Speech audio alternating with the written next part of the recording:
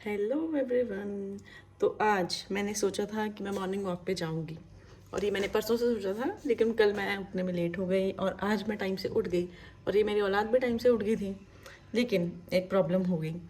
मैं वॉशरूम में गई, मैं फेस वॉश करने लगी तो देखा पानी की टंकी खाली हो चुकी है और वो भरना बहुत ज़्यादा ज़रूरी है क्योंकि मैं मॉर्निंग वॉक पे जाऊंगी। हो सकता है इतना बड़ा राउंड है बोटेनिकल गार्डन का कि हो सकता है मुझे टाइम लग जाए क्योंकि मेरी बेटी भी मेरे साथ है, मुझे रेस्ट तो करना पड़ेगा बीच में।